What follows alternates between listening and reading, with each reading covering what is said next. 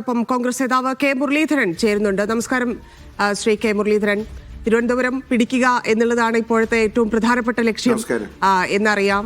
എങ്ങനെ നടക്കുന്നു തദ്ദേശ തെരഞ്ഞെടുപ്പ് പ്രവർത്തനങ്ങൾ? അതായത് UDFന്റെ സീറ്റ് ചർച്ചകൾ ഏതാണ്ട് പൂർത്തിയായി കഴിഞ്ഞു. കോൺഗ്രസ് 87 സീറ്റും, മുസ്ലിം ലീഗും RSPയും 5 സീറ്റും, CMP 3 സീറ്റ്, ഫോർവേഡ് ബ്ലോക്ക് 1. അതിൽ RSPയുടെ ഒരു സീറ്റ് കോൺഗ്രസിന് ഇത്തവണത്തേക്ക് മത്സരിക്കാൻ വിട്ടു തന്നു. അപ്പോൾ 88 സീറ്റുകൾ കോൺഗ്രസ് മത്സരിക്കുന്നു. ഘടകകക്ഷികളുടെ മുസ്ലിം ലീഗിൻ്റെ സ്ഥാനാർത്ഥികൾ ഒഴികെ ബാക്കി എല്ലാ സ്ഥാനാർത്ഥികളും രംഗത്ത് വന്നു കഴിഞ്ഞു. ഇപ്പോൾ ഞങ്ങളുടെ വാഹന പ്രചരണ ജാഥ നടക്കുകയാണ്. ഇന്നത്തോടുകൂടെ വാഹന പ്രചരണ ജാഥ സമാപിക്കും. 14-ാം തീയതി കോർപ്പറേഷൻ ഓഫീസ് മാർച്ചും ഇപ്പോഴത്തെ ഭരണസമിതിക്കെതിരായിട്ടുള്ള കുറ്റപത്ര സമർപ്പണവും നടക്കും. അതോടെ 1-ാം ഘട്ടം കഴിഞ്ഞു. 2-ാം ഘട്ടത്തിലെ പ്രവർത്തനങ്ങൾ നടന്നുകൊണ്ടിരിക്കുകയാണ്. അതിൻ്റെ പ്രവർത്തനങ്ങൾക്ക് ഏകദേശം രൂപമായിട്ടുണ്ട്. ചെറിയ അതായത് ഇപ്പം തദ്ദേശ തെരഞ്ഞെടുപ്പ് വരുമ്പോൾ സ്വാഭാവികമായിട്ടും എല്ലാ മുന്നണികളിലും അത്തരത്തിലുള്ള അഭിപ്രായ വ്യത്യാസങ്ങളൊക്കെ വരാറുണ്ട് ഘടകകക്ഷികളുമായിട്ടൊക്കെ. അപ്പോൾ ഈ മണക്കാട് സുരേഷിന്റെയൊക്കെ ചില പ്രതിഷേധങ്ങൾ ഉണ്ടായിരുന്നു. അപ്പോൾ തെരഞ്ഞെടുപ്പിനെ തിരുവനന്തപുരത്തിന്റെ കാര്യത്തിൽ അതൊക്കെ സ്വാധീനിക്കാനുള്ള സാധ്യതയുണ്ടോ?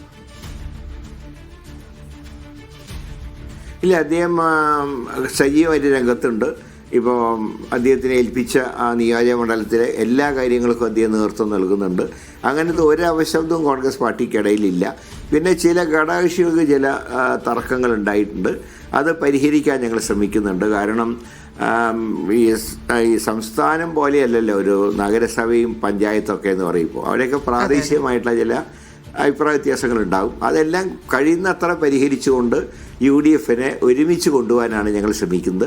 ഏതായാലും തുടക്കം നല്ല രീതിയിൽ മുന്നോട്ട് നീങ്ങിയിട്ടുണ്ട്. ബാക്കി കാര്യങ്ങളും ശുഭകരമായി മുന്നോട്ട് നീങ്ങുന്നതാണ് ഞങ്ങളുടെ പ്രതീക്ഷ. ഇത്തവണ BJP പിക്ചറിൽ നിന്ന് മിക്കവാറും ഔട്ടാക്കുന്ന രീതിയിലുള്ള പ്രവർത്തനമാണ് UDF ഇപ്പോൾ ആവിഷ്കരിച്ചിട്ടുള്ളത്. LDFിൽ നിന്ന് ഭരണം തിരിച്ചു പിടിക്കുക, അതാണ് ഞങ്ങളുടെ ലക്ഷ്യം. അതിലുള്ളൊരു പ്രതീക്ഷ, എത്ര സീറ്റുകൾ എന്നുള്ള ഒരു പ്രതീക്ഷയിലേക്ക് വന്നിട്ടുണ്ടോ? കാരണം നേരത്തെ തന്നെ കോൺഗ്രസ് പതിവിലും വിപരീതമായിട്ട് നേരത്തെ തന്നെ പ്രചാരണത്തിലേക്ക് കടന്നു. അത് ഞങ്ങളുടെ ലക്ഷ്യം 51 and above എന്നാണ്. കാരണം ഇപ്പോഴത്തെ 10നെ 51 മിനിമം ആക്കുക. കാരണം 101 സീറ്റാണ്. അപ്പോൾ 51 സീറ്റാണ് ഭൂരിപക്ഷം കിട്ടാൻ വേണ്ടത്. ആ രീതിയിലുള്ള നല്ല സ്ഥാനാർത്ഥികളെ ഞങ്ങൾ നിർത്തിയിട്ടുണ്ട്. നല്ല വിജയ പ്രതീക്ഷ ഞങ്ങൾക്കുണ്ട്.